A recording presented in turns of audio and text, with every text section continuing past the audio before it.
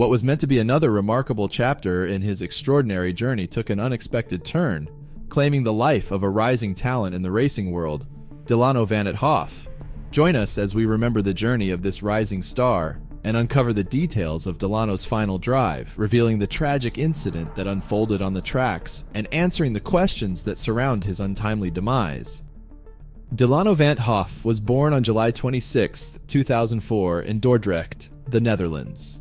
His introduction to the world of motorsport was far from conventional, setting his journey apart from the typical racing driver's stories. He didn't stumble upon go-karting at a birthday party or unwrap a go-kart as a Christmas gift. Instead, a twist of fate brought him into the spotlight, seizing an opportunity that arose at just the right moment. It all began while he was watching his stepbrother's karting race. At the event, another driver, who happened to be the son of a friend of his dad's, found himself in tears, apprehensive about starting the race. He didn't want to start, and he got out of the cart. Then I looked to my dad, saying, "Oh, please, let me have a go." I got into the cart, and I drove the race, says Dilano. From that pivotal moment, a passion was ignited within him like never before. Dilano entered the world of international karting at the young age of 11. With unwavering determination and skill, he quickly made a name for himself by competing in the prestigious Superkarts USA Supernationals. His passion for racing was evident from the start, and his talent was undeniable. As he moved up the ranks, he continued to impress. Whether in karts or in higher classes, he always had the drive and focus to compete at the highest level, often likened to the legendary Kimi Räikkönen. In 2021, he debuted in the Formula 4 UAE Championship and went on to win the 2021 F4 Spanish Championship with MP Motorsport. According to his friends, family, and fellow racers, Dilano was fueled by an incredible passion to reach the top of motorsport. Dilano's talent and dedication didn't go unnoticed, and in 2022, he found himself competing in the Formula 3 regional series known as FRECA. After recovering from a shoulder injury and taking the third spot at the event in Barcelona in 2022, he started his second full season in FRECA in 2023. Dilano had a decent start to the season, scoring points in Imola and at the Hungaroring. In the weekend of July 1st, 2023, he was aiming to earn even more points on the iconic Formula Regional European Championship by Alpine at Belgium's Spa-Francorchamps circuit. Unfortunately, fate had other plans. Tragedy struck during the race on Saturday afternoon. As heavy rain poured down, the race was set in motion, but at the top of Raidillon, the beginning of the Kemmel Straight, one of the fastest points of the track, things went terribly wrong. During the chaotic race, Tim Tramnitz spun and hit the wall. Following that, a severe crash occurred in the midfield. Dilano collided with a barrier, leaving his vehicle sitting sideways in the middle of the track. Another driver, Adam Fitzgerald, crashed into Dilano's car, causing it to tear in half. Despite immediate medical attention, DilanoVanTHoff was pronounced dead while being taken to a nearby hospital. Dilano died at the age of 18. The Spa-Francorchamps circuit is known for its challenging conditions, and Dilano's accident marked the 49th driver fatality at this track, the first since Antoine Hubert in 2019. Additionally, 4 officials have also lost their lives in incidents over the years at the same circuit.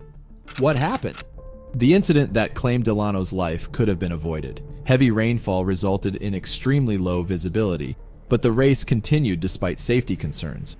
With safety cars only being deployed after minor incidents, the race turned into a one-lap shootout with cold tires and limited visibility due to the spray coming off the wet track. While competing in the 34-driver field, Dilano found himself in the 19th position when he collided with a barrier, leaving his vehicle sideways in the middle of the track. Tragically, Irish driver Adam Fitzgerald crashed into the side of Dilano's car, resulting in it being torn in half. The images captured before the fatal crash revealed the absurdity of allowing the race to continue under such dangerous conditions. On Saturday night, a tweet featured a compelling comparison of the 2021 Belgian Grand Prix and Saturday's race. The first image displayed Max Verstappen from Red Bull racing behind the safety car, navigating through the heavy rain. Moments later, the race was red flagged due to the treacherous conditions. In the second photo, the lead car in the 2023 Formula Regional race is shown, with several cars closely following behind. However, due to the intense spray generated by the downpour, the rest of the field remained entirely invisible. Almost 3 hours after the initial red flag, the 2021 Belgian Grand Prix finally resumed. However, the persistent downpour left no choice but for the cars to trail the safety car for 2 laps. This was done to reach the minimum number of laps required for classification points to be awarded. Unfortunately, race director Michael Massi had to red flag the race once again due to the challenging weather conditions. The reasoning for calling the race off was due to the slippery nature of the track and the extremely poor visibility. The question arose, why didn't they also call off the 2023 Formula Regional race on that fateful Saturday in July? Some argue that the conditions on July 1st closely resembled those of the Formula 2 race in August 2019, in which Frenchman Antoine Hubert, who was a member of Renault's F1 Academy, tragically lost his life at the same point of the circuit. Team owner Frits van Amersfoort, a seasoned figure in motorsports for decades, warned about the danger of the corner combination. The cars reach tremendous speeds there, even in the rain like on Saturday. If you get hit there broadside, you don't stand a chance. The cars also come back onto the track at high speed through the tire barriers. It's genuinely a treacherous corner. The incident has sparked discussions about racing safety, and it's not the first time such concerns have arisen. In 2022, the Japanese Grand Prix was red flagged due to adverse weather conditions, and drivers have repeatedly expressed worries about certain corners at the Spa-Francorchamps circuit. They need to do something. We'll be playing with fire in a couple of weeks' time, again.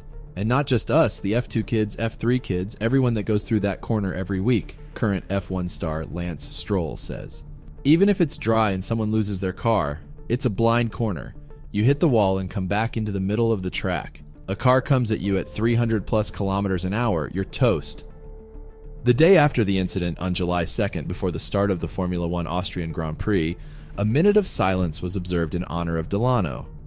His passing leaves a void in the racing community, but Dilano's memory lives on in the hearts of those who knew him and the fans who admired his determination and skill.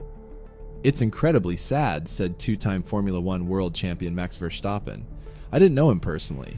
He was an up-and-coming Dutch racing driver. He had the same dreams we had when we were that age, wanting to get to F1. MP Motorsport team manager Sander Dorsman remembers Dilano as a striking presence. He was always confident in the car. Whenever we wanted to tell him something during a race, he'd always say, "Let me do the cooking." Dilano's girlfriend, 17-year-old Katrina, left a heartfelt tribute on her Instagram. "My dear, thank you for everything you've done for me, for showing me your world. You really were the best boyfriend, best friend, and inspiration. I'm grateful that my last words for you on the grid were, 'I love you.' And I'm grateful that you fulfilled your promise telling me that you'll love me till death. Goodbye, my beautiful man. I'll see you in the next life, my angel." I want to be champion.